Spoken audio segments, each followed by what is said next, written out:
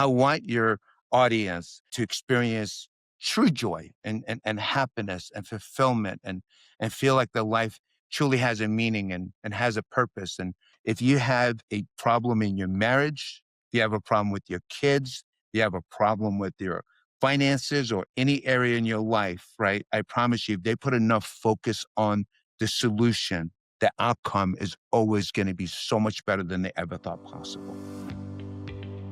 Welcome to the Dwayne Kerrigan podcast, and I'm your host, Dwayne Kerrigan. With 35 years in business and close to 30 ventures across 12 industries, I've seen a lot. Amid the celebrity allure of entrepreneurship, many exceptional entrepreneurs remain shadowed. Here, I team up with these hidden talents to unveil their challenges and successes. Dive in with me to unearth entrepreneurial gems, learn from our experiences, and get educated.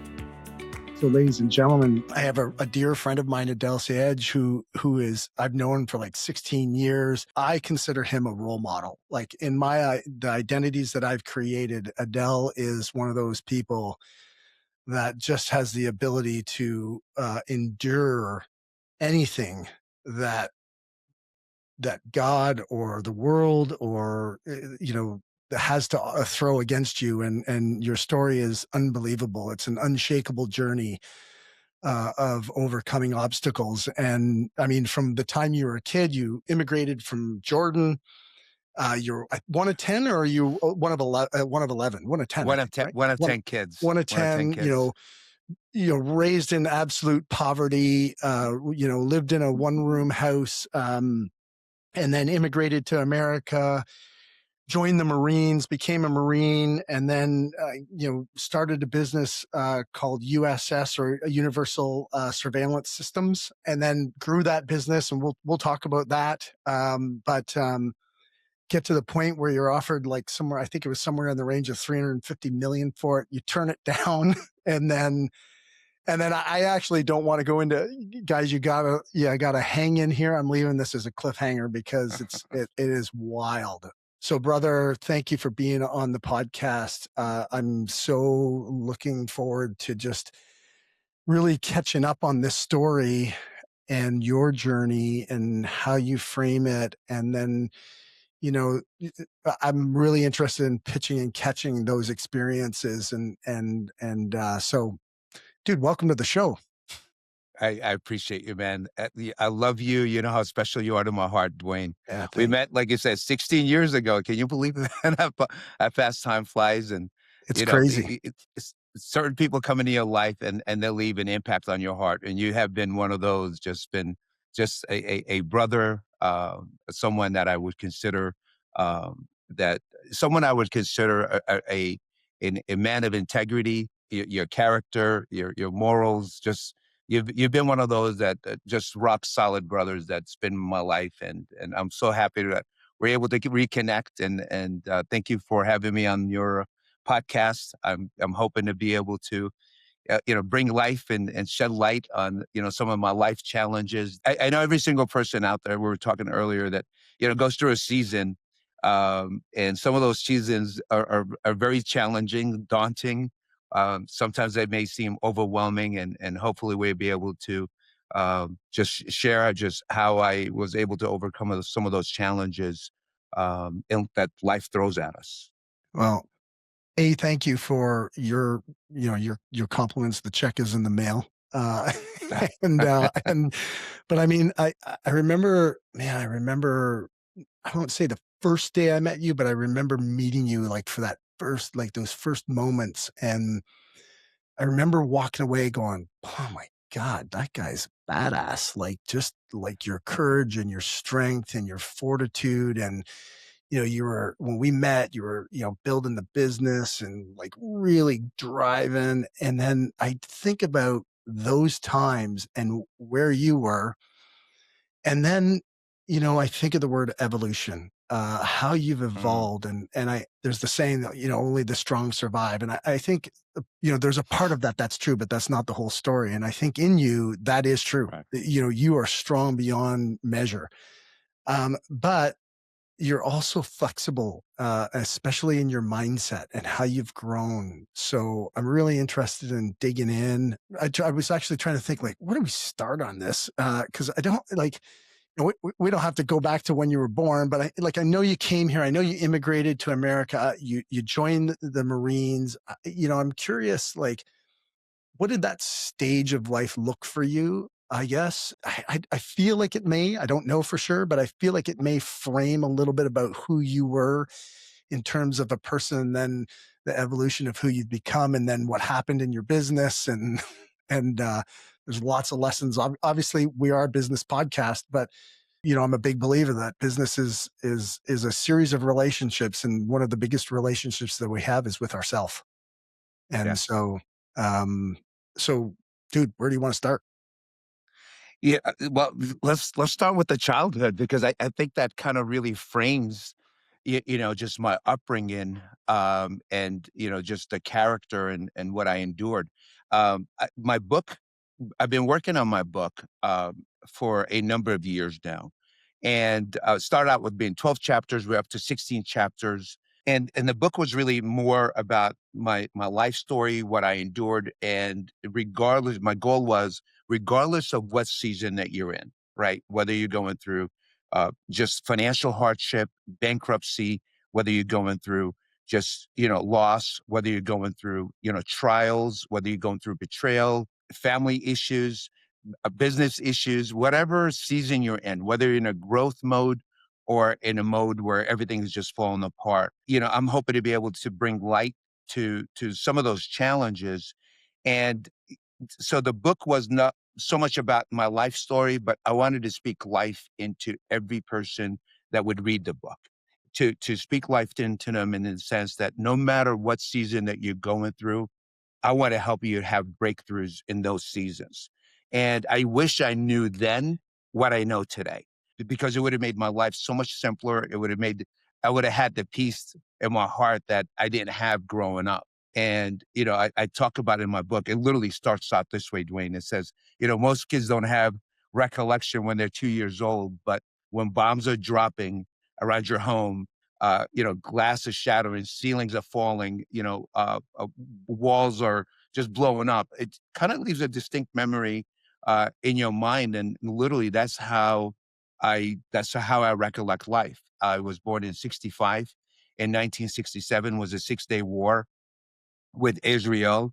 And we, as Christians, which we were only 3% of that population, we were the only house and the only family in a town. 'Cause my dad was a police officer. He was one of the highest Christian ranking police officers. So we moved wherever his assignment was. So we went into an all Muslim town, and we were the only, after the war finished, virtually every house around us was leveled completely, with the exception of our house. It was, of course, riddled with bullets and glass was shattered, the walls had fallen, but it was literally the only house standing. And I remember just being clinched into my mom and my siblings during that time. And growing up, I remember people talking and using us as an example of how a Christian family, how God protected our family. And that was, just something that was instilled in me at a very, very young age. We left Jordan at a very young age. And by the time I left, I was 9 years old when I left. People talk about, and you hear this, child labor, uh, uh, and everyone. I work with a lot of organizations that want to end that. And I say, wait a minute, when you talk about child labor, let's just put things into perspective, right? Growing up in Jordan, and back then I would consider it probably a third world country. At the time, we had no running water, no electricity, and we were lived in essentially in a village. Working was a way of being a man. I mean, going out and bringing in income, I mean, that we were considered a man. So not only, just being able to endure a war, but being able to have developed work ethics at a very, very young age served me well in later on in life. So that's your foundation and where you grow up, and then you guys immigrate to America. Correct. So my dad came ahead of us. Because my dad, schooling and education was the single most important thing. He didn't want us to go through the same hardship that he went through. So, his thing is his way out is if we get educated, we're gonna have better jobs, better lives than he did, which is ironically the same thing that I'm doing with my kids, and I'm sure the same thing you're doing with yours. And I think every great parent want their kids to have a better life than they did. No doubt about that. So my dad immigrated 2 years ahead of us, which left my mom and the 9 kids, 10 kids 9 kids at the time, one wasn't born yet, to go out there, and we were working. We were doing whatever we could do. We would go to school, and after school, um, whatever side gigs we could possibly get, we would get. I mean, I remember, one of the funniest stories, because we talk about it when we get together with my siblings, a big, because we lived in that village, so a big watermelon truck pulls over and looks at the kids. It was me and a couple of my friends. He says, "Hey, listen, if you guys unload my truck," which was a big semi truck, he says, whatever broken watermelons, that's your pay." And we looked at each other and said, "Okay, we're in." And watermelons was a delicacy back then, right? So I rounded up, a few of my brothers, my friends. We went on the truck, and there was a couple of guys, taking the watermelon, throwing them, and the guys were catching them. And we needed to stack them. There was like 4 or 5 businesses that he was serving or delivering those watermelons to. We we ended up breaking more watermelons than you could possibly. And I remember just going home, man. It was like there's only so many watermelons that you could carry to kind of go home. But those are the kind of the funny times of how life was just growing up.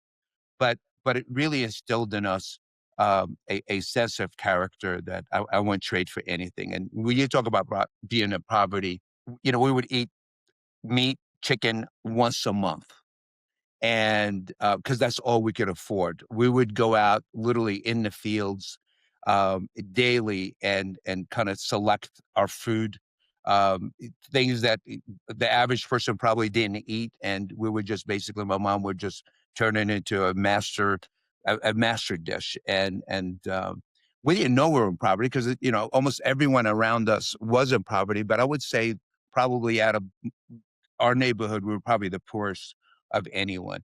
I remember one time going to the chicken slaughterhouse, and they weren't eating, chicken feet. And my brother and I go in there, and we asked for him, and he knew we were Christian. He goes, "What are you going to do with these chicken feet?"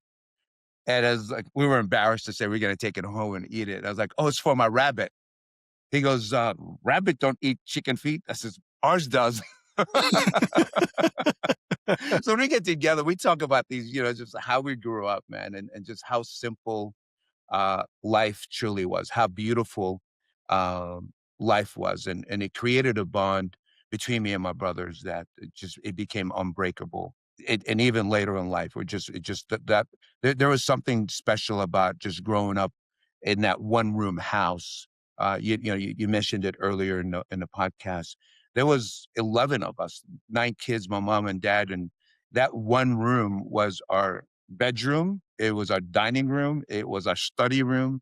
It was our living room. It was our family room. It was everything. And, we had a restroom, which was almost like an outhouse that was outside detached from the house. But that's how we grew up. And just the bond that we would have and the stories that we would share was just truly, looking back, those were probably my favorite time of my life. Just being able to be surrounded by so much love, and so many wonderful stories, and just kind of growing up with that type of bond was really special. Not many people get to experience that.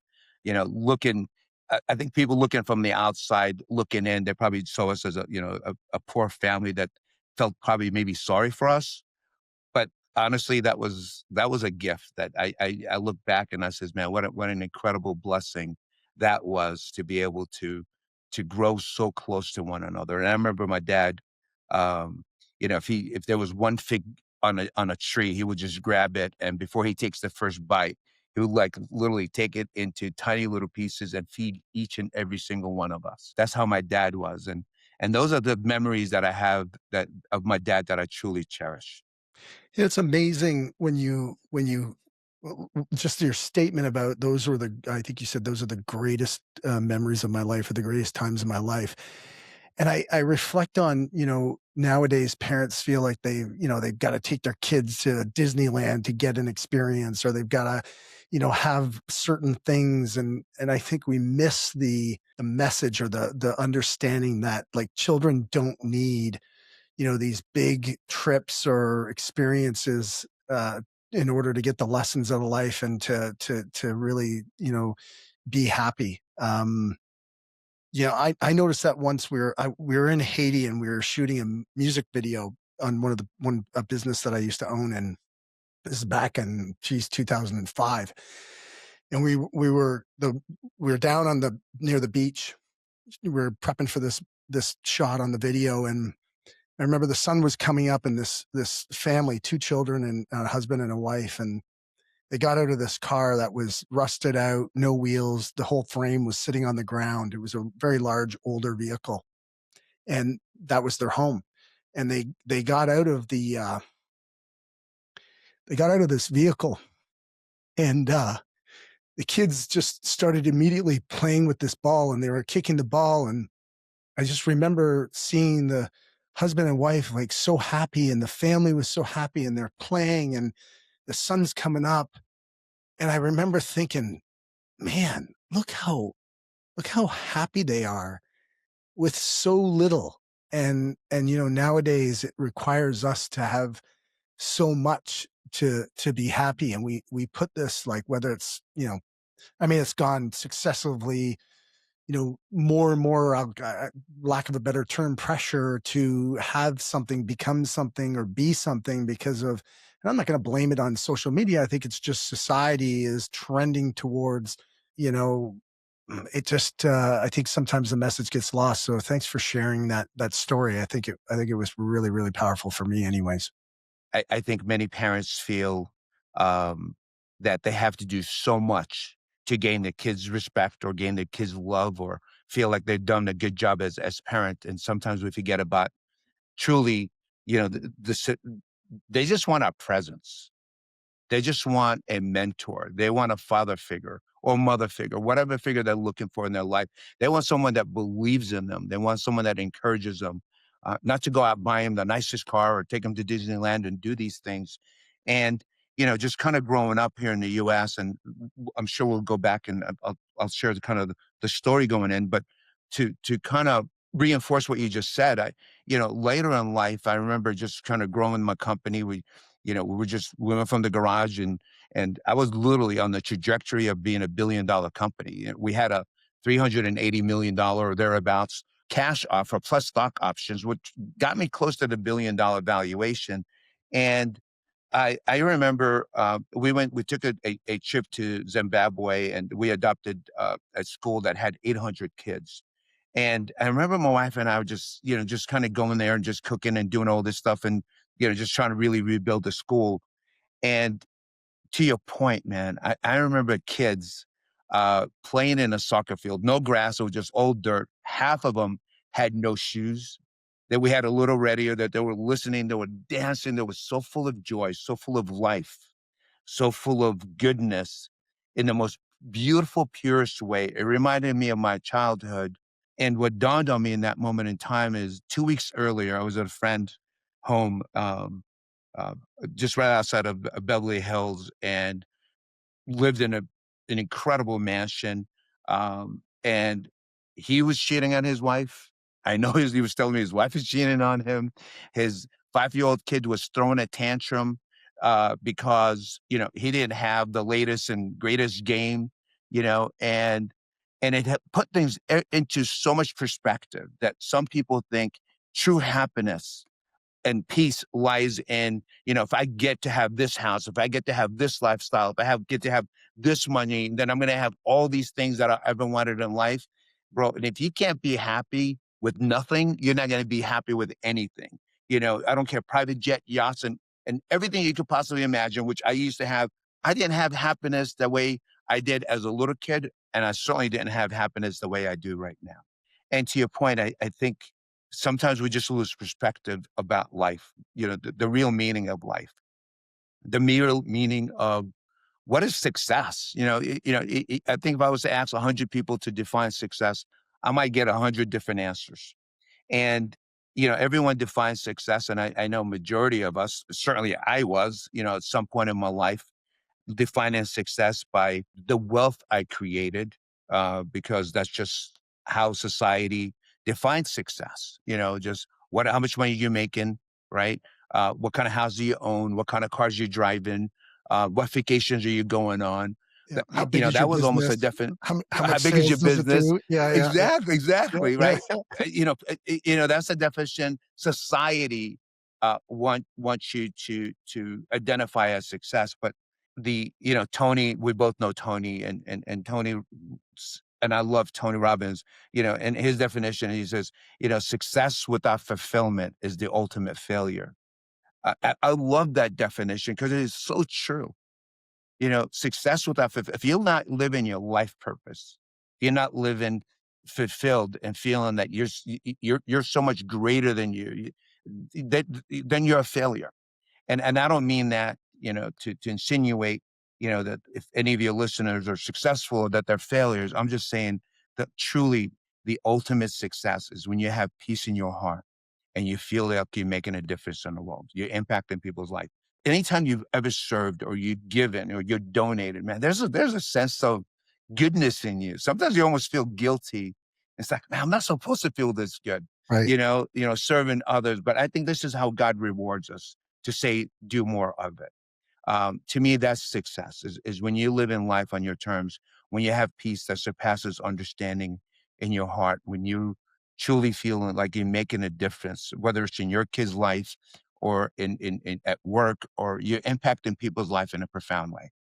I think there's no greater gift a person could ever have than truly feeling like you're making a difference in somebody's life. And I love, like, this is what I love about your evolution, and I'm curious. I think I actually started and we got off tangent, but it's like, where was it? Where was the start for you? Because were you always like this? Like, or you had glimpses of it, but you popped in and out? Because I know you're a really driven guy. And I'm curious what the effect of being in the military had on, the transformation of who Adele is and what the process or it was throughout that time. So I grew up in that household of love, right, and presence. When my mom talked to me or my dad talked to me, almost they were present in that time. They weren't just talking to me and thinking about something else. Or so I grew up in that environment, a very very loving environment. Even though our community, Dwayne, Muslims. Let me just tell you, man, I have a lot of Muslim friends, and I love them. I call them actually my brothers, but growing up in Jordan, we were the um, infidels. We were the worst of the worst. I mean, we were spat at. We were just called every name you could possibly imagine. It was awful. We kind of stuck together, and I hated when my dad. I love when we would go to the village, which was 100% Christians. But the minute we left, you could just feel hatred. And but it wasn't it paled in comparison than when I first came into the United States. Um, that's when I experienced the ugliness of people, right? I'll go back to Jordan. At age 5, when kids, you may remember, whose dad is stronger. Did you ever have that with Oh, your yeah, yeah, friends? yeah, yeah. The Whose dad is one-upsmanship better, right? where we learn how to shit on our do, buddies. do you remember that? I kid you not, man. This was my very first and only Muslim friend because my family didn't want us to befriend anyone. We're very protective. Having a family of 9 at the time was the greatest. There was 7 boys in a row and then 3 and 2 girls. One sister was born here in the US. We were stick together and we weren't allowed to go to the outside because we know of the abuse that takes place, molestation, abduction. I mean, name it, and it would happen. especially to the Christian community. And I was having my very first Muslim friend at age 5. We're debating who's more powerful, who's stronger, Jesus or Muhammad. And there was a main street artery that ran through the town, and we're in between cars. And I was, arguing Jesus is stronger and why, and he's arguing Muhammad.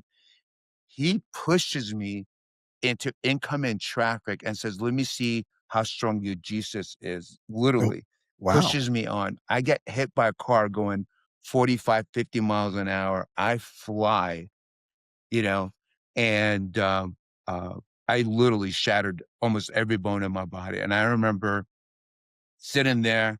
I was wearing a cross, and I remember like this one. This is my dad's cross, and I remember just holding my cross, and I'm praying because I thought I was gonna die because I could just feel the blood. I was literally numb. The driver of the car sees me, gets out of the car, sees me holding my cross and praying. And you know what he does? He Leaves. starts spitting at me Wow. and calls me an infidel and tells me, how dare I damage his car. That's how what I endured at a very, very young age. I can't imagine any of my kids going through that in life. And it wasn't, it was, there was another Muslim who was a good Samaritan. He happened to be a taxi driver, gets in an argument with the guy that hit me, and he lifts me up. And I remember just screaming in pain, throws me in the car, and takes me. And at that time, I didn't even know where he was taking me. I didn't know if he was taking me to a hospital or taking me somewhere else to do the unthinkable. And I remember just my parents, finally they got to me that night. They had to go through every hospital, every doctor's office trying to locate me because there was just no way of communicating and know what happened to their son and where I ended up going. But that was unfortunately how what I endured as a young kid. But I was also very creative and very innovative, even at that age. I talk about when kids at age 5 are listening to the radio, Dwayne, I was a kid that would literally want to take the radio apart because I wanted to understand how radio worked. But when I came into the US at 9, we obviously upgraded. We went from a one-bedroom house to a one-bedroom apartment, right? So now at least we have a bathroom, we have a sitting area, we have a kitchen. So it was nice to be able to do that. But man, I experienced a different kind of hatred. We were just just called every name that you could have possibly imagine. And that was really rough. That took me from, at least I could communicate. When I was back home, I could, you know, respond to people saying awful, ugly things to me. But now I was limited. I didn't understand a word of English, and trying to defend myself became really difficult. And no matter what I said, the teachers never believed me. That was one of those awful things, and that was all the way through high school. I mean, Iran Contra was happening in '79. And I remember, man, even in high school, people writing the most awful messages on my locker. Go home, you effing Iranian. And right, I'm not an Iranian.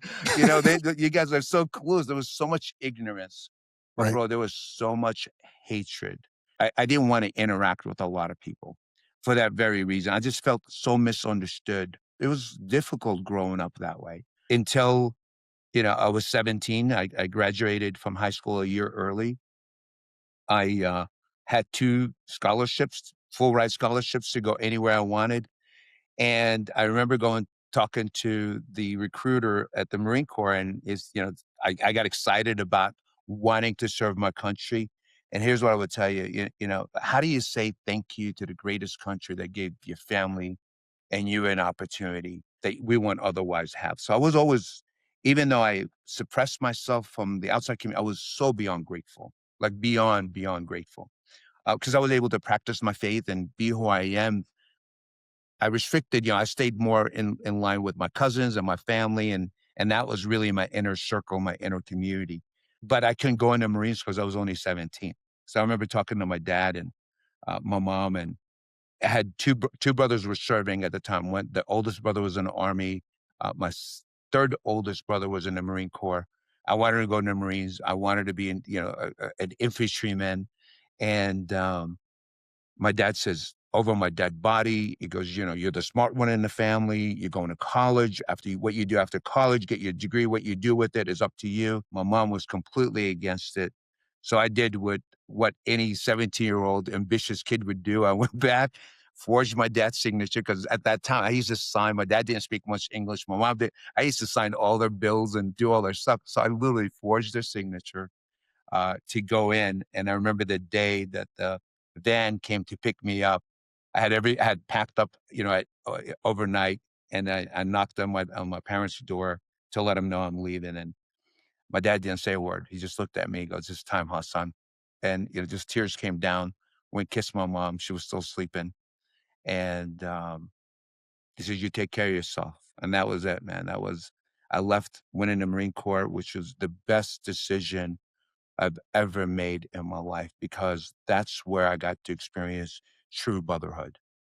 So That's where I before got. Go before ahead. you jump into that, I'm just curious. I just had one question. Like as you were talking, it's like you spend your from 9 on to 17, and in general, it seems like you're living in a time where there's not a lot of grace and there's not a lot of forgiveness, and people are, whether it's bullying or targeting or profiling or whatever the word is that people would want to use towards that, and you could be angry. I could see somebody being angry about that. I didn't endure that growing up as a kid, but I could see how somebody could be very angry about that and have a lot of feelings of frustration and want to lash out at that. But you decide to go into the military. Is that to follow your brother's footsteps, or was it because like it seems like an odd choice with all the options that you had in front of you? Yeah, listen, you see that. You see the anger, you see the hatred in today's society in ways that are different than, growing up. You hear about school shootings that are taking place that really we never even heard of growing up. We have I can speak on behalf of the United States. We have the highest suicide rate of any generation, Dwayne. And that's kind of blows your mind. It's like, wait a minute, how is that even possible? The greatest country in the world, right? And the US is just kind of perceived that from an economic and many other things, that we are the greatest country in the world. How could we have the highest suicide rate of any generation? And it goes back to my faith. That's what made me overcome so many challenges. Like if I'm just flipping back to that period of your life where you go into the military, because I really want to get a sense, for the audience of how you started to frame, because you built an unbelievably successful business worth like $1 billion, and you turned down an offer for that. And so I think it's really powerful to pre-frame, what led Adele to who he became as this businessman, and then the story beyond, which I think is immensely powerful. Yeah, so joining the Marine, I don't want to say I was a role model Marine, but I loved every minute of it. I mean, there was a lot of people in it for the wrong reason. I think I was in it for the right reason. I love creating, I love developing. Um, what the Marines did for me, besides the brotherhood and the bond that was created, Dwayne, was it allowed me to do things I didn't think I was capable of. Right, boot camp pushed me beyond my limits of comfort. That was pretty powerful, but my creativity kind of set in. So I was attached to a unit called ANGLCO, Air Naval Gunfire Liaison Company. We were the only unit in the Marine Corps, and I believe in all the military, U.S. military forces, that was stationed on Army, Air Force, naval bases just as much as I was stationed on Marine Corps bases. So the beauty of that, and what the training I went through, we were training with the Navy SEALs back when no one really knew who they were, in the early 80s. I went in 83 and got out in 89. But that was, we were called forward observers. We were the guys that would jump in behind enemy lines, assess the situation, and either call in airstrikes, call in naval gunfire, or call in artillery from the various different branches of service. And when we graduated, I remember it says, "Congratulations, Marine, your life expectancy is 37 minutes. And I remember telling him, I said, "What the bleep did he say? What do you mean 37 minutes?" And that's That kind of wasn't when in I the learned. pamphlet. Right? Wait a minute. What the heck I'm so myself The into? the But recruiting guy never even said that. that's exactly what I was thinking. I was like, what the heck? And but that's when I started learning about technology and tribalization, and just the minute that you hit the intercom, you had a whole battalion, identifying where your position is and firing at you. So they would throw these smoke grenades and call you out. So I went to Radio Shack and I bought what I would say define as a primitive form of repeaters. I modified them to work with our comm equipment, and I would get borrow cable that I shouldn't have borrowed.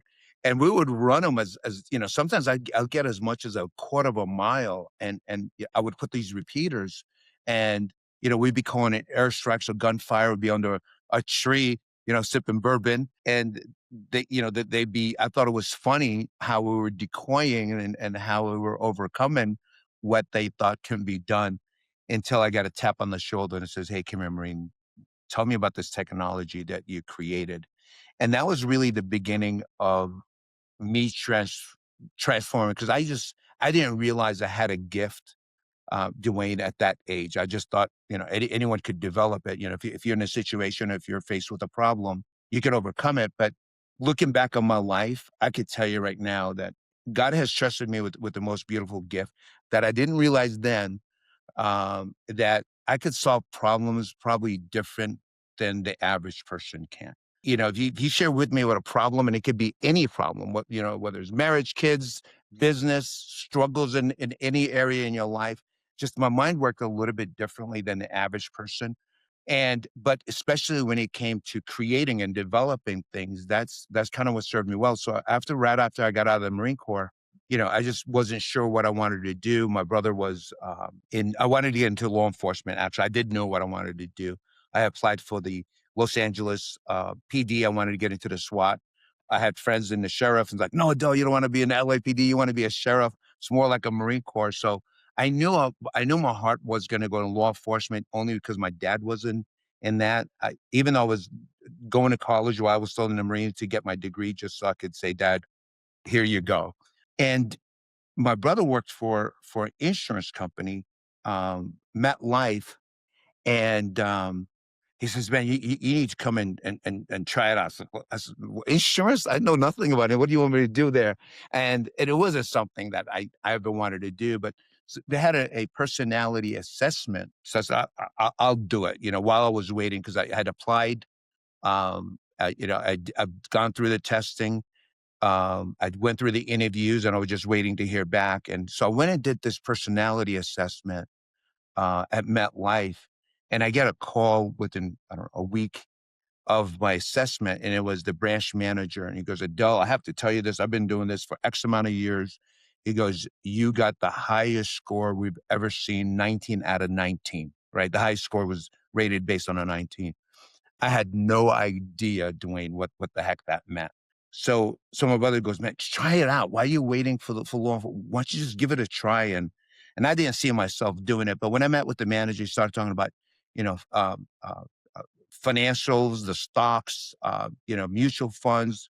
I thought, oh, okay, that I could get into. I'm not interested in doing any type of insurance, but I am interested in the financial sector. So I went and got my Series 6, my Series 7, whatever licenses I needed to get to become the financial planner. And man, I was skyrocketing. I was doing so good. I was 27, 28 years old at the time.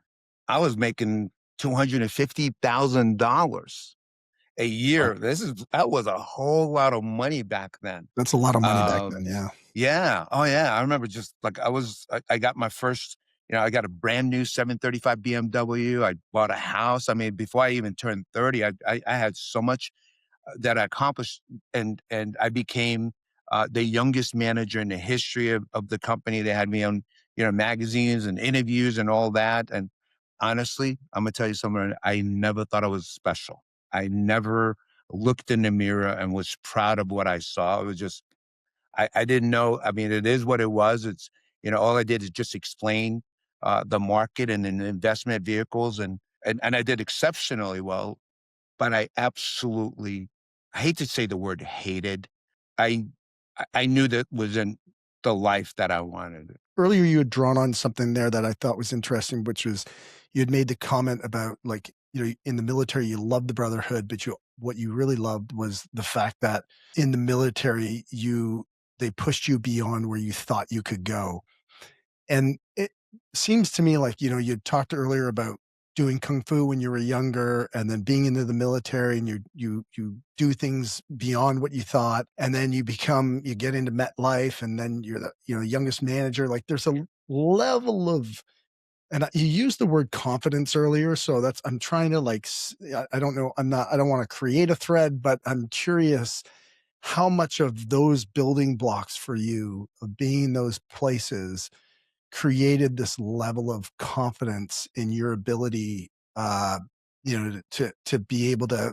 What I'm assuming is we're going towards where when you started your business, but I'm curious if that's how much of that is a thread, and how much do you feel that's important in regards to developing as a young person. I'll give you this example, and then I'm gonna ask you your question. I would say, academically, 3 of my 4 kids were probably may close to a 4.0, the 3.8s to 4.0s. They just really studied really hard, and one of them just has a natural gift of just learning pretty quickly. Nicole, my daughter, might have not had the highest, academic GPA of any kid. But I would tell you this, I would bet the farm on that girl because she would outstudy any of them. She would outwork any of them. She would just focus like nothing else. And the same is true with me.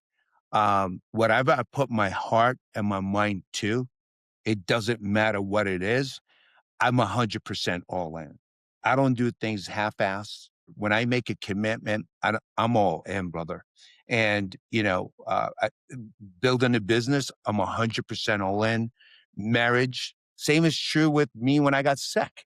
Yeah, I mean, I was at 49 years old, Dwayne, training for Ironman. I was in better shape at 49 than when I was 18 in the Marine Corps.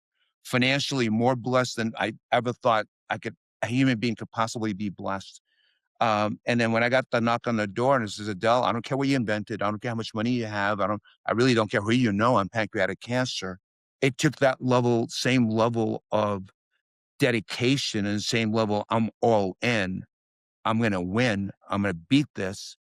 And so when you have that in your heart, right, you're able to come any challenge in every area in your life. And here's a disclosure that all in it comes from a Bible verse, my life verse. So if you look at my phone, right, you see my life. I don't know if you guys could see that, but you see my life verse. It's Romans 8:11. The same spirit that raised Christ from the dead lives in you. My mom instilled that with me as a little kid. And that level of confidence gives you a level of focus, gives you a level of clarity. It gives you a level is I don't know how I'm going to do it. I don't know how this is even possible, but God, if you trusted me with this, let's go. And you push at it. And I mean, I wasn't worried about tomorrow or the day after. And I think many of us get caught up and, worried about tomorrow and next month and next year. And especially when we're going through a financial crisis or whatever it is. And we always imagine and picture the worst case scenario. Um, and another life verse, just I learned early on, um, was don't you worry about tomorrow. Christ said that. It says, Dwayne, I'm going to give you enough energy. I'm going to give you enough clarity. I'm going to give you enough wisdom. I'm going to give you enough happiness. I'm going to give you enough joy and enough peace for today. And if you worry about tomorrow, you're only robbing yourself today. The second verse that you were speaking about is really about presence. If and some people for whatever reason, like I was born and raised Catholic. My aunt is a nun. Religion was went to church every single week, more than once a week, because I went to a Catholic elementary school, and so I always look at it and I go, that verse is about presence. It's about being in the moment. And that's where joy is. If you are Yeah. spending time in the past or spending time in the future, whether it's in your relationships with your intimate Yeah. or with your children or in your Yeah. business or the people in your business. The future is and the past are laid with expectations and judgment. And that there is no joy in those two areas. It is in the presence where you find you're able to find joy. Not everybody gets it, but that is in the present. 100%. And listen, it's a choice. Joy and happiness are a choice. No one could ever rob you from that, Dwayne, but you. And it's hard to comprehend for the average person. So what do you mean? I just got served with a lawsuit. What do you mean? I just got diagnosed with this, or a family or a loved one just got diagnosed with stage 4 cancer. Life is full. How is it possible that you could have joy or peace in that moment in time? And yes, it is difficult. I'm not saying it's not. I've heard people says, "Well, live today as your last day." Well, that's not sustainable. I'm not going to live life.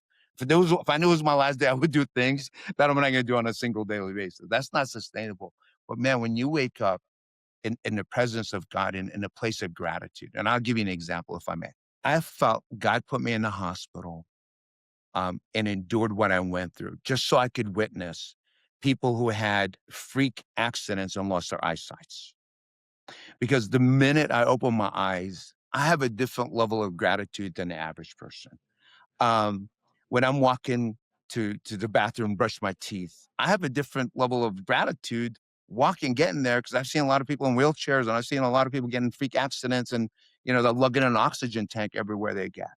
When I look and I look at my wife and my kids all around me under one roof, man, I have a different level of gratitude, because take a look at what's going on in Gaza and Iran and Africa and all over, where they don't even know where the next meal is coming from, or they don't know where bombs are, coming from. I mean, it's sometimes we forget the simplest, most beautiful things in our life are just right in front of us. And sometimes we just so focused on where we need to be that we forget to appreciate the true beauty of and the gifts that we really have, until they're taken away from you.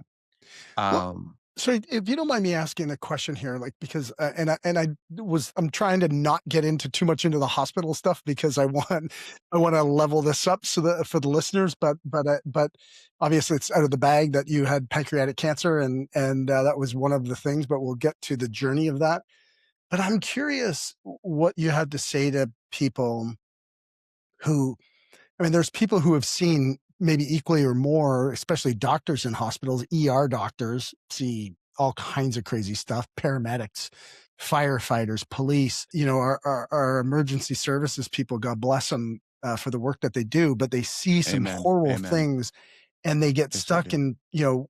in a story of whether it's PTSD that causes PTSD and they get in the story about, oh my God, like I've seen so much. It's like, and it weighs on them in ways Yes. where, um, the other side of what you're saying is, hey, I've seen this in the past, therefore I'm grateful. And other people who have the perception of I've seen this and that's why I'm struggling. That's why I suffer, because you don't know what I see. It's really their story around it. And I'm curious, Yep. through your experiences, because we haven't gotten to the full story, but what do you say to that on the other side? Because I love the fact that you're in gratitude and that's who you are in your soul, but there are a lot of people who are not. And whether they believe in whatever their faith is, doesn't it could be Christianity, it could be Muslim, it could be anything, or it could be atheist. But where would your advice fall or your experiences? Absolutely. And for the record, I have absolute respect for every religion out there. I know you do. Right. I love the people, and I have absolute 100%. I'm just, when I share my story, Yes. this is my story of where I find true joy and happiness, and I see it as a gift. But I don't condemn religions, because, this is where it goes back to me that when you read the Bible, you can't pick and choose. In the Bible, it says each and every single one of us are God's children, right? So, and if God knows the hair on our head and he knows who we are, then they're brothers. And the beauty about, I see every single person, literally. I don't care what your gender is. I don't care what your background is. I don't care what your belief is. I see you through the lens of for me, it's Christ. So I see that your inner beauty. I see the goodness in you. I see the individual in you. I'm not seeing you as a Christian or Muslim or Buddha or non-believer or atheist. I see you as a human being that God created you, and I see the beauty in you. And of course, that's a choice, but I choose that because that's how I see people. Right? This is not something I'm trying to feel. I feel it in with every fiber of my being. But here's what I would tell you: every challenge I have ever ever been in, I'm never the victim. I never say why me. I never see the bad in it, even through I recognize the bad. I recognize what happened. I'm not ignorant. I'm not stupid. I'm not trying to, you know, dismiss it.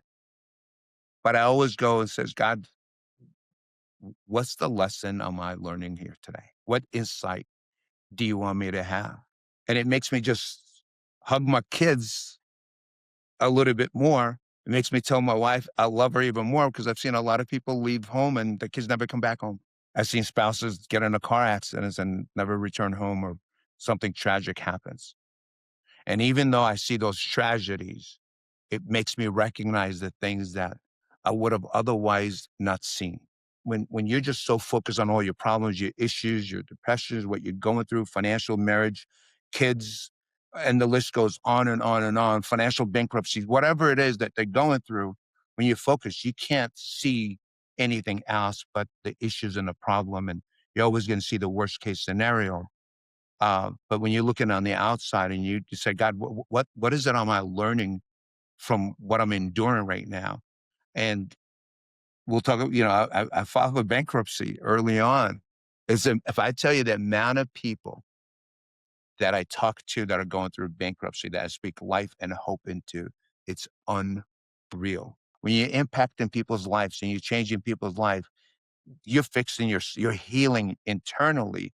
And when you realize God is not punishing you, but God is using you to prepare you for the man or woman that he created you to be, then it's no longer a problem. It's like, all right, God, let's go. You trusting me with this problem, this big of a problem? You trusting me with this? Let's go. Because now I'm in God, let's go. Trust me, refine me, define the man that I am. Only thing that has limited you from doing it is fear. And fear comes in so many ways. You're not good enough. You're not smart enough. You're not educated enough. You don't have enough money. What if this fails? What if this goes through? What if I've embarrassed myself? On and on and on. But deep inside of you, there's something they just, you're so much greater than what you're doing. But you have a limiting belief as to why you're not doing, or you have an excuse, or, well, it's just my upbringing or my childhood, or I was abused as a little kid, or I went through PTSD. You could come up with any excuse you want. We all do. Or you could really look at life and says, God, what are you preparing me to do? Dwayne, I use you as a perfect example, bro. You talk about your life and look what you endured and upcoming. How many times have you used your personal experience to serve other and speak life into other? Yeah, no, I mean, it's something I try to do. It's with my driving force now is try to help others, and add value in their lives. And when you were just talking there, it was like I often tell myself, this is kind of in my words, you know, summarizing what you're saying is we can't control what comes our way, but at some point in time, we have to have some level of faith that, Yep. and I actually use the words, I'm like, okay, like, when shit is coming at me and I'm like, you know, this is, this sucks. And when it's at its worst, you're like, you know what? I just have this faith that, I say to myself, God would not be putting on this on me if he did not think I could handle it. And, Yep. and it is not for me to understand now, but it will be, you know, presented to me later what this lesson will be for and how it forges my character, how it forges my, my response, my integrity, my discipline, my commitment. And that's just sometimes you just have to have that faith, that Yeah. all those lessons and like, and of a man who gets lessons, like, it's like, and I mean, to bring this back full circle, like, cause I really want the audience to understand, like, we haven't even started talking about you building your business yet, but you're 100% right. It's like, we have these limiting beliefs, and these limiting beliefs are usually, originated from some level of fear within ourselves. Yeah. And there are those who overcome, and those who get stuck in it, Yeah. for maybe longer than they should have to. And I'm curious, how do you come out of the military? You go to MetLife, like, we bringing us back to and then you have consistently overcame. It's like, you overcome in Jordan, you overcome in America, then as a child, then you go into the military. And I'm sure that was not easy in a lot of ways, but it was rewarding in a lot of ways. And then MetLife, and then now we move into your business. It's like you're constantly overcoming, and I think these lessons are just so profound about. And I guess maybe one of the questions would be, like, as you're building your business, as you even start your business, and I'd love to hear that story, actually, because I don't know if I know it. You've got to be facing fear all the time in some of the things that you're doing. And how did you become so capable at either, and I don't want to put words in your mouth, but identifying it, seeing it, understanding it, and then overcoming it? I'm gonna take us just one step back, Dwayne, and when you were talking about how you're serving others. If somebody's going through a divorce, right, or someone is going through a life crisis or bankruptcy or medical diagnosis, it's hard to tell 'em, "Man, hang in there." I read in this book, I watched this podcast that says, "If you did this, this, this, you're gonna be fine," or, "If you have positive attitude, you're gonna do what." Right. Look at It doesn't, yourself it's in the not, mirror you're not and gonna connect. yeah, Yeah, yeah. you're not gonna connect. There's no way, 'cause he's gonna look at you and says, "Bro, you don't even understand. None of us are gonna live forever." Right? At some point, 100 years from now, I don't think anyone listening to this podcast is going to be around. Um, well, and with peptides and all this stuff going on, maybe 200 Yeah, years, right? you never know. but but no one's going to be around. Every single one of us has to face our maker, and those are the choices, and when you look at life and the presence of an existence of life, man, we're just nothing more than a blink of an eye. Mhm, So as a Christian, and I know many religions, we get to spend eternity, which is not 100 years or 1,000 years or a million years. It's eternity, with our Maker, with God, and so I'm always focused in on that. Just being a righteous man. Because look, am I compromised? Do I get my bad days? Do I drop the F bomb? Do I get disappointments? Do when I get served with a lawsuit, do you think I'm joyful and happy? It's like, it's great. I'm grateful. No, I'm pissed. I'm angry. I get overwhelmed. Of course I do. We're all human, but I don't dwell in it for a very long time.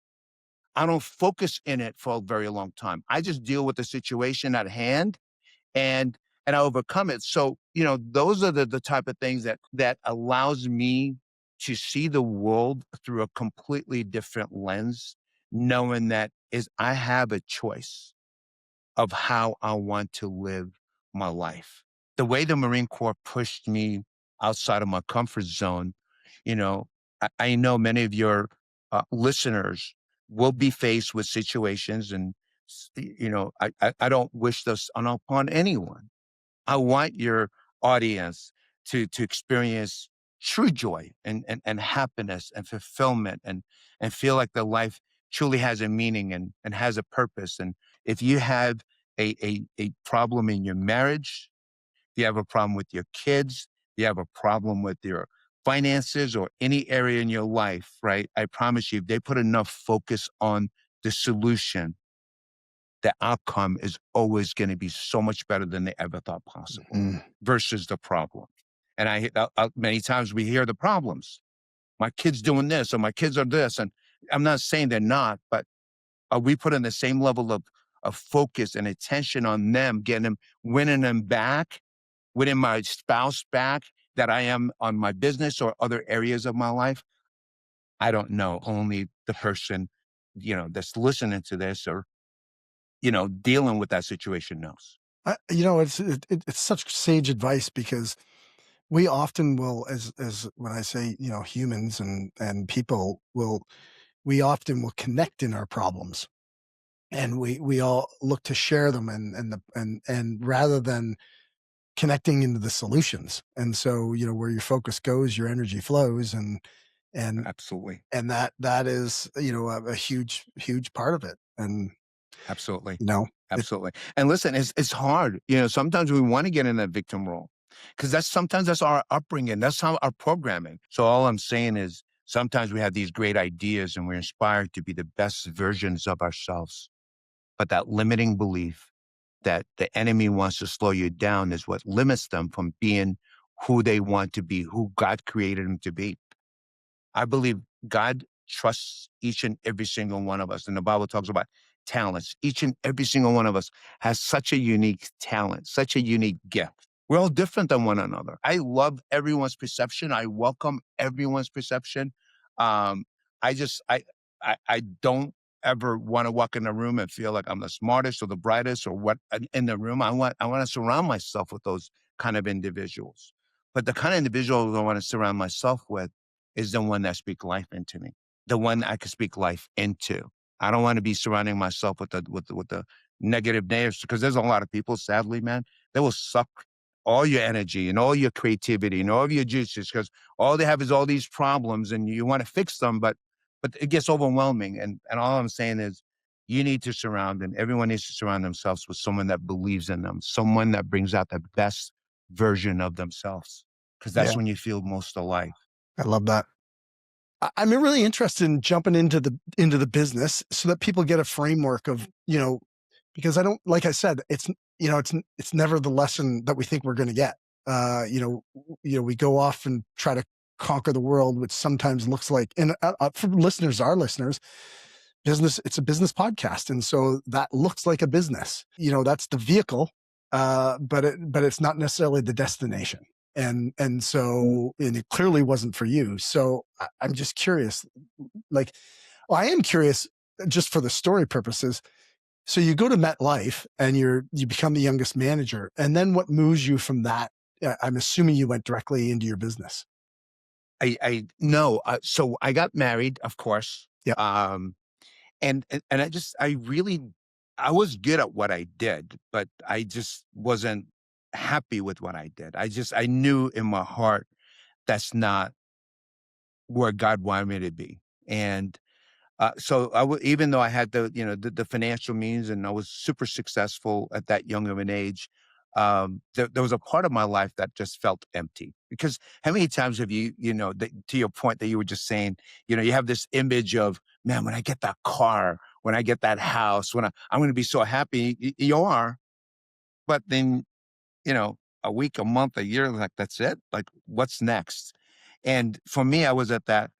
Okay, well, what's next? And so I got married and I was always creating, like I was always very innovative in everything that I did. So I met this really super, super bright man and he was an older gentleman. And I was sharing with him a vision that I had.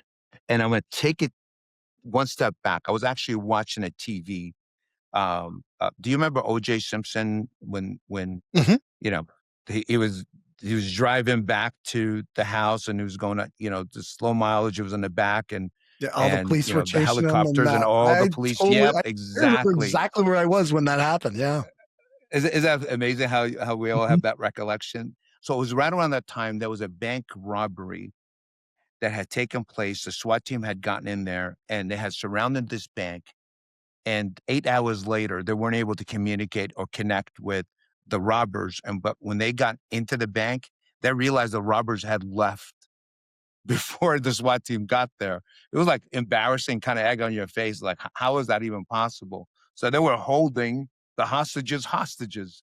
And I reached out to a couple of friends at the LAPD, and I said, "Bro, like, the hell was that?"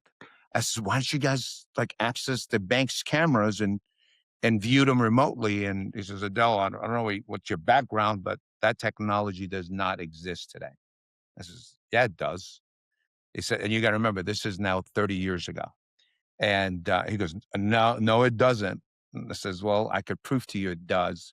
So I wanted to prove that. So of course, now I'm talking to, various engineers, and I come across this one guy, and then I shared the vision. He goes, yeah, we could do that. And I started developing that, and that was kind of the birth of my new company. I had not left USS. I was just kind of really just, thinking of this is what I want to do. And then I kind of sidetracked it and started doing RFID as we're doing the cameras and trying to create this camera that you could literally plug into any outlet, right? You didn't have to run cables. You didn't have, and when I'm talking Wi-Fi, but 30 years ago, that no one even knew what Wi-Fi or what even that technology was. And so that kind of evolved to the RFID, and that was really the beginning of my company, right? Is, creating an RFID chip. And the vision was we put the chip on every gas tank. So when you pull into a gas station, especially like in Canada or East Coast where it's snowing and it gets cold, who wants to get out of the car and start pumping gas? I said, what if there was that chip? When you pull in the gas station, the pump, it retracts, pumps gas because it aligns itself with the chip. Whatever your brand gas that you have preferenced on that you had selected, it retracts, it charges your credit card, and you go away, you drive away, and you've never gotten out of your car. And that's literally how the USS originally started as an RFID company. And that took a lot of money, took a lot of investment. So whatever money that I had saved up, um, I used up. And there came a moment in time where I went to my wife and I said, baby, um, I got to make a tough decision and I don't know what to do. And she goes, what is it, baby? And I said, do I make payroll or do I make my mortgage payment? That was a difficult decision to make at that time, Dwayne, because, you know, I knew as a husband, a new father. My son was less than 9 months old at the time. That's I know I have a responsibility and obligation to my family, and I didn't want this to be about me. And I was struggling trying to make the righteous decision.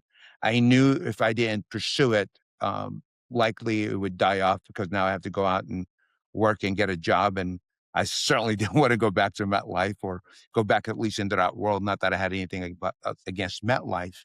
I actually loved the company. I just didn't like what I was doing. My wife became my biggest champion. I mean, that helped me more than you could ever possibly realize. She believed in me. She like, baby, I believe in you. We could always go out and buy a house. We could always do these things, but I know that this is what God wants you to do. I've never seen you more excited, more passionate about what you're doing. And I was putting in crazy, crazy hours, 7 days a week, 12, 14-hour days. And a year later, I stopped making my mortgage payment. I was focusing on payroll, and my payroll was really not that big, right? I just had two kids. And what I did is I actually went to DeVry, which is kind of a technical institute close to us in Pomona. And I met with one of the professors and said, hey, professor, can you identify like maybe two of your brightest kids? And I went, picked them up. I said, look, I'm a startup. I don't have a whole lot of money, but I'm willing to feed you breakfast, lunch, and dinner and all the soda and junk food you could ever eat. And I says, we're in. And so we started, trying to create this. And then I had a friend who was a security manager. And I'm going to pause here because this is exactly what you were telling your audience just a few minutes ago. Isn't it amazing that how sometimes you imagine this life and all of a sudden you go in a completely different trajectory? That's exactly what happened with me. So I'm developing this technology. This guy says, hey, listen, man, I'm in retail security. I need your help, Adele. Shoplifters are just killing us. Never thought about the product, never thought about anything. And it needs to work with our current equipment and our current systems. And I says, yeah, let me take a look at it. And, the way my brain works. and I was running into some obstacles. And I literally, back then, there was no internet or anything. I remember going out and ordering every phone book of every major city in the United States. And at my office, I had piles and piles, like literally ceiling high, of every phone book. And remember those phone books, how thick they used to be back in those days? And I Dude, would literally have you're them lined dating up. yourself, eh? New York, Chicago, name the city that I had. I'm sorry? I said, you're dating yourself. This is this is Yeah, big time, pre-internet. right? Way pre-internet. No Wi-Fi. Yeah, there was nothing then.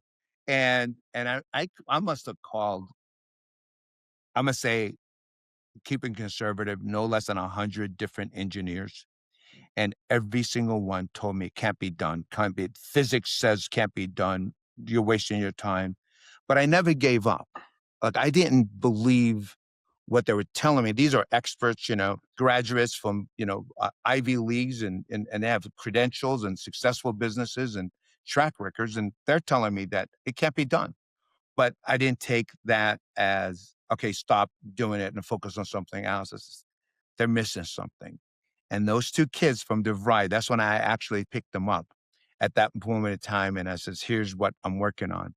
And we were working crazy hours. Literally, we all 3 of us had cots in the office, and we were just working around the clock. And that was my very first security tag I ever created.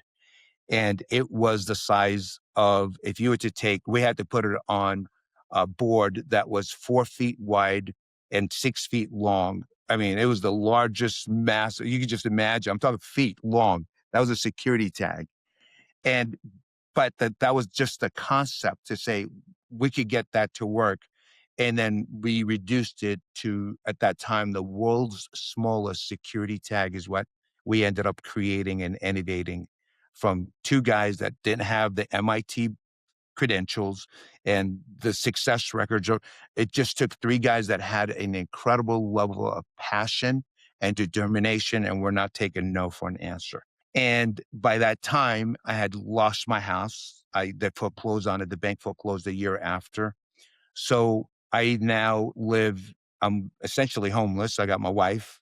I got rid of my cars. I got rid of everything I had, and I'm down to whatever we could just move into my parents' house, into one room in my parents' house. And that was probably the lowest point in my life of feeling like I was a failure. Um, to kind of go from thinking I had it all figured out.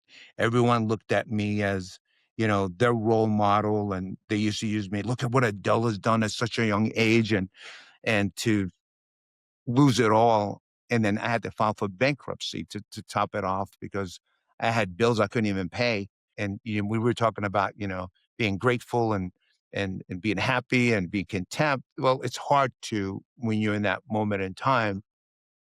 But of course, I would look at my wife and realize how blessed I am. I look at my newborn. That brought me more joy, man. All my problems went away when I was in the presence of my son and my wife.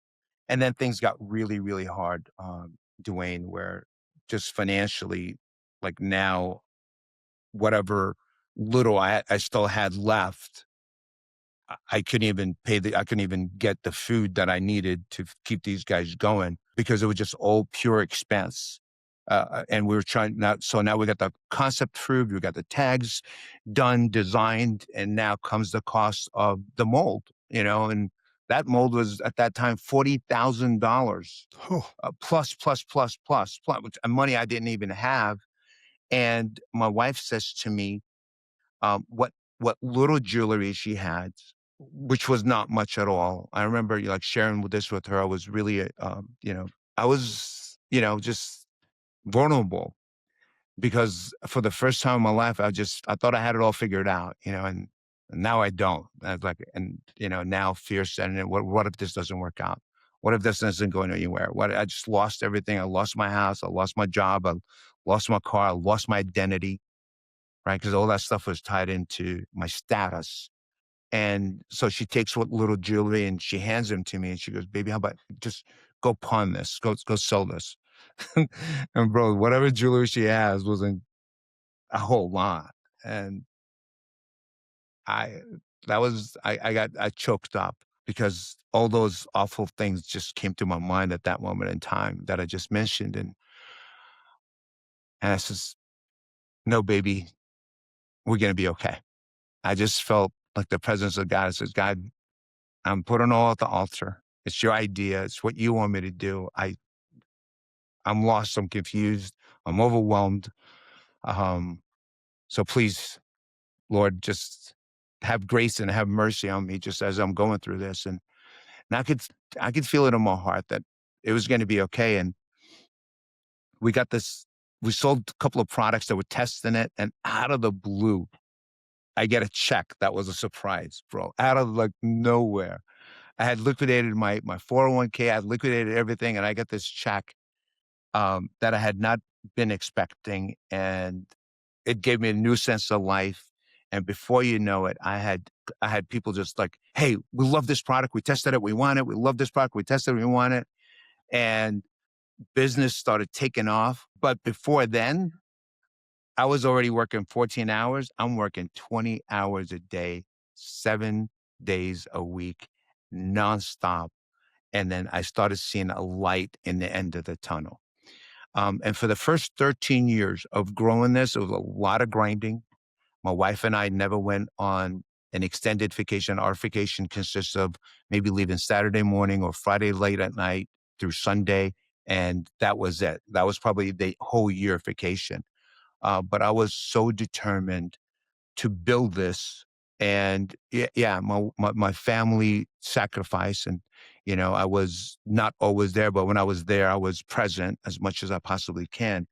But that was kind of the hardest part of growing a business because we were self-funded. The fact that I had filed for bankruptcy earlier, no one wanted to give me credit. No one wants to give me money.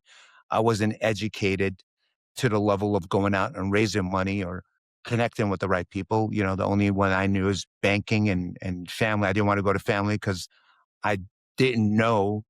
Um, I don't want to borrow money that I know I can't repay, especially from family. So we had to do it on our own. And, you know, God just started opening doors that, you know, that no one thought was possible. I got more retailers that never used security tags or believed in it to come on board with exclusivities. And we became a household name. We became, you know, one of the fastest growing security companies because of our innovations, our creativity. And even though we started out in the security tags, we just evolved. I was filing more patents than you could possibly imagine. And we evolved into the RFID, we evolved into facial recognition, we evolved into GPS tracking. We were doing it all. So now the company is growing, the company is thriving. Financially, I'm becoming independent. My wife and I, you know, live in the lifestyle. I made everyone whole and, you know, build my dream house and, you know, every exotic car that you could ever possibly think of. And my favorite and, you know, my most iconic car was the Lamborghini Centenario, one of 20 in the world. The Roadster, I was, you know, just when I got that car, I was like, oh my God, look where we're at. And I thought that was it, man. I was like, I was living a life. My kids, my great grandkids were taken care of. Like I had built that type of empire.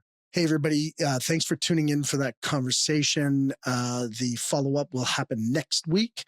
We appreciate you guys listening. I hope that it's, you know, my hope that we bring a perspective and shared story that helps you grow and build awareness to the areas of life that you want to improve. That's the mission. And, you know, progress is where we meet happiness. And so keep growing, keep living, keep dreaming.